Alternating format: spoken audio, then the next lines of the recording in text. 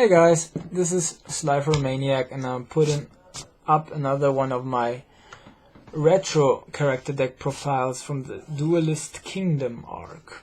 Now, this one, as you might realize very fast due to the monster on the front of my deck, is the very deck profile of one very special character from the Duelist Kingdom arc, as well as the other ones.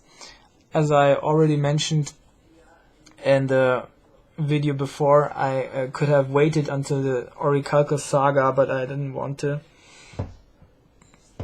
So as a result of that, I thought it might be a good conclusion to show you guys the character deck profile of the inventor of this card game, at least in the anime series and in the storyline, which is of course the character deck profile as none other than Maximillian Pegasus deck profile coming up. Now, what can I say about this specific, very, I would say, high-rated character of this whole arc, or to say better, of the whole arcs of Yu-Gi-Oh, since it was him who invented it, the game, at least at the all about the storyline.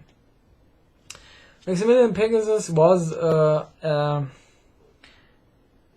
character which was very sinister on the one side and beloved on the other side, as he was a very passionate artist and painter, as a matter of fact, and he was, of course, an archaeologist as well.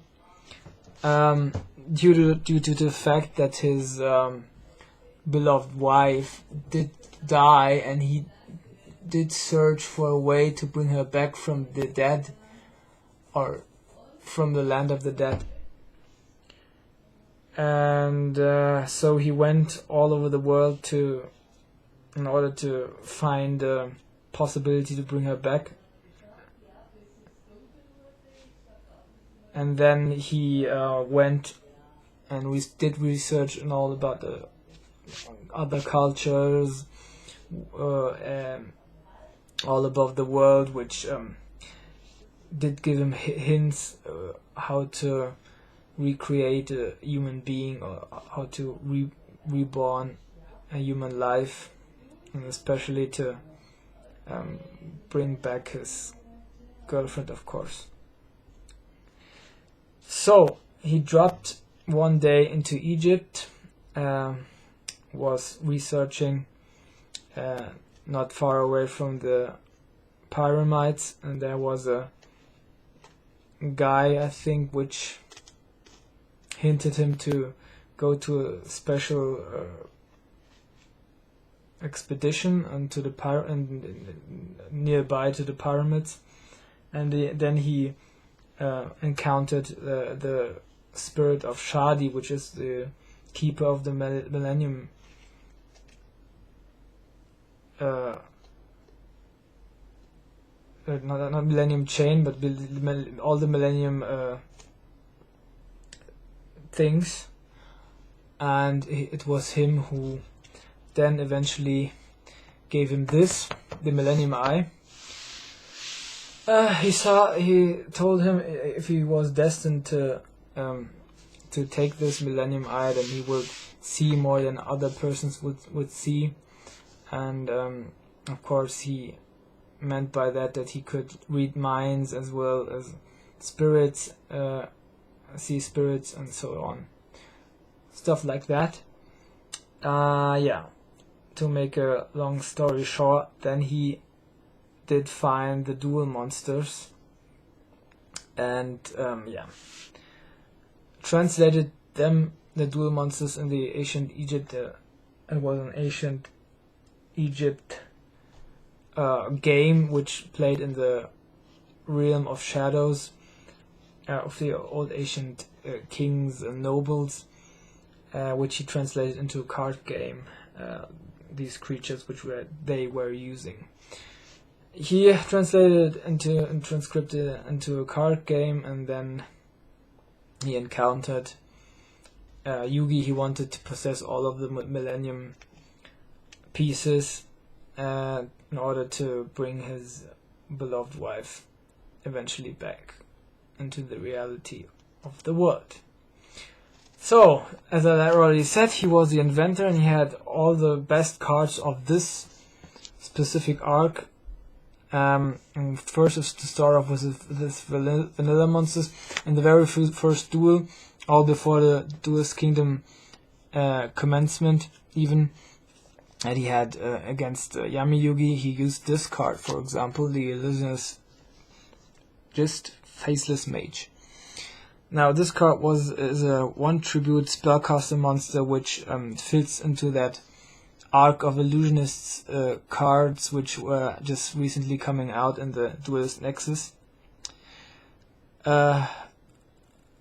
booster box series.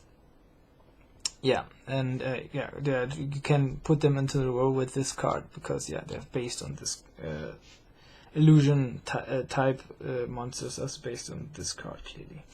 Then of course Toon Alligator, which made an entrance in order to introduce all the Toon characters, but itself he wasn't a Toon card himself, but he introduced the whole arc. Parrot Dragon. Now this card I'm not sure, I think against Seto Kaiba in the matchup he tried to defeat Seto Kaiba with this one. Then, not in the anime but in the manga, he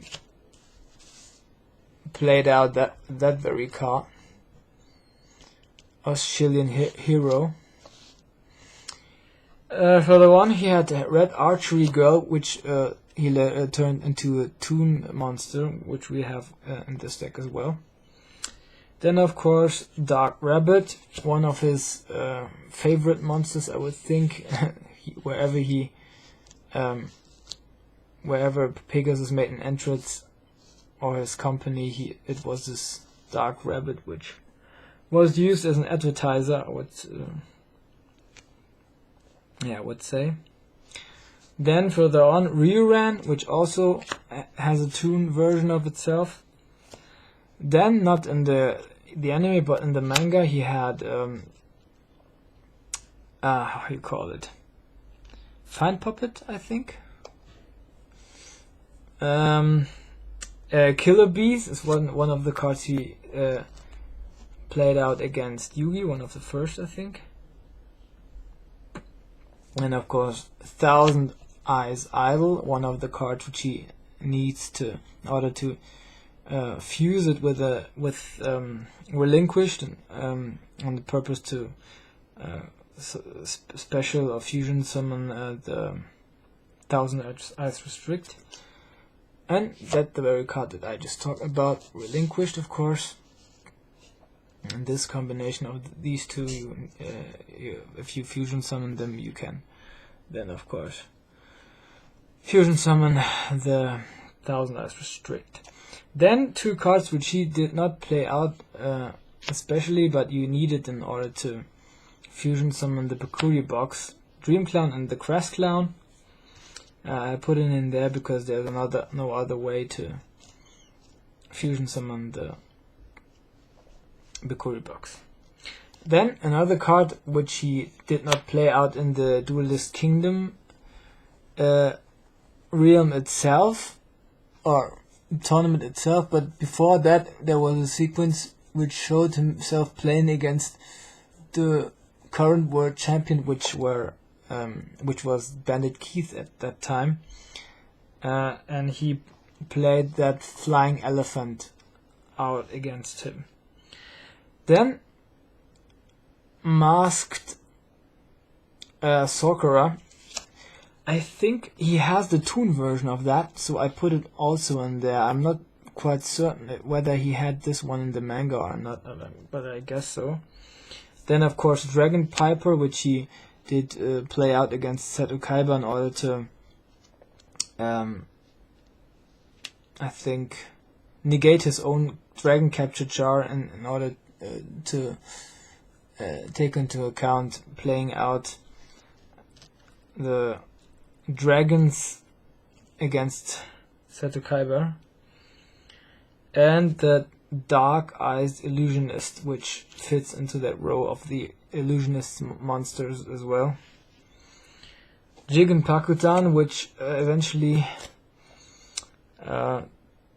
defeated himself, but he tried to use that card in order to defeat Yami-Yugi in the Shadow Realm. Now on to his Toon cards. I have Toon Attack Force, which he did not engage in a battle, at least not in that arc. Toon Summon Skull, that was a card which he possessed in the Duelist Kingdom era. Toon Cannon Soldier, now I'm not sure about that one. I thought that he might have had it in the GX era, as well as Toon Elf Twins, which he I think also played out, or maybe in the movie, in the first movie against Seto Kaiba in a matchup. Toon Mask Sakura, which I already mentioned that he played that one out in the Duelist Kingdom. And then Manga Reran, that one he played also out in that very arc. Toon Black Luster Soldier. Now I'm not 100% clearly whether he used that at all, maybe in the movie, in the manga, or in another saga, as well as Toon Harpier, which I'm not very clear about, but it's very logical that if he had it, he put it into his deck. Then of course Toon Mermaid, which he played out against, I think it was Seto Kaiba, it might be mistaken, it also could be in the final matchup against Yami-Yugi. Toon Dark Magician, this one he played out I think in the movie. And Toon Dark Magician Girl, which he played out in the Oricalchos arc. These were about his monster cards until now. But of course, he had many spells. Now, before I start with the spell cards, I wanted also add that information that it might come out another spell card which he clearly did use in the anime Duelist Kingdom era, but is not yet out in the TCG but in the OCG, which is Eye of Illusion, which looks clearly like that artwork, just in, I think, with green background or blue background. We might put it down as well as it comes out into the TCG. Then Cost Down. Cost Down was a card which he played out in the movie against the matchup with Seto Kaiba. Toon Page Up, I think it is called. Another of those cards where I'm not that much of aware where exclusively he played it out, maybe in the movie or in the GX era. I'm not sure about that. Maybe in the GX era, might be. Then of course the Shining Palace, which he I think played also out in the Duelist Kingdom arc. The Black Illusion Ritual, of course, which he needed to be the spell ritual card as a purpose and as a means of summoning the relinquished card. And then, of course, Toon Table of Content. Man, I'm even not fully aware about that one. I think it might be the GX era as well, but I'm not sure. Of course, one of his boss cards is Toon World, And Toon Bookmark, I think he played that out in the movie, but I'm not sure. Copycat, which was one of his favorite cards that was played out in the Duelist Kingdom as well as in the GX era. Polymerization, which you need to have in order to fusion summon, of course, monsters like Bikuri Box, but also his 1000 Eyes Restrict. Heavy Storm, I think he had that in the movie, but I'm not sure. Premature Burial, not sure about that either. Monster Reborn, of course, which is a staple that everyone had in this arc, especially. Comic Hunt, there was a card which he played out in the Duelist Kingdom, I think. Toon Kingdom, that one I'm very certain he engaged into the match in the GX era. Fissure, which I think he played out as well in the Duelist Kingdom arc. Then Shadow Toon, one of those cards which were released or were released from him in the GX era. And Toon Rollback, that one he clearly played out in the Duelist Kingdom era, I think about against Kaiba or Yami-Yugi, I'm not sure. And then these were his spell cards. Now onto his trap cards. Toon Terror, I think again one of his cards which were first time shown in the GX. Duel against, I think, the representative of the school, how is it called? Dr. Crowler, perhaps Professor Crowler, and the other one, Monsieur Bonaparte or something like that. Then another one which is very appropriate to that deck, as it looks like a Toon card, which is Cast Fist. Toon Mask, he played that also, I think, in the Oricalchos arc. Toon Defense, another one of those cards which were shown in the either on the Oricalchos arc or on the GX arc, or maybe not even that. It's just a Toon support card from the TCG, and I'm not aware of that. Toon package, I don't know how it's called in English. I think it was, if I'm not mistaken, also played out in the Duelist Kingdom era. Gorgon's Eye, of course, is the card of the piece, which of the pieces, many trap cards which were clearly shown in the Duelist Kingdom era. I'm not sure whether he played this one out or it was just shown in his hand. Solemn Judgment, or he never played it at all. Maybe Magical, but I saw it in a deck list as I made research. And of course Magic Jammer. This one I think it was also shown in the Duelist Kingdom arc. Ultimate Offering. That was a card I'm 100% certain that he had in the Duelist Kingdom era, as well as Dragon Capture Jar.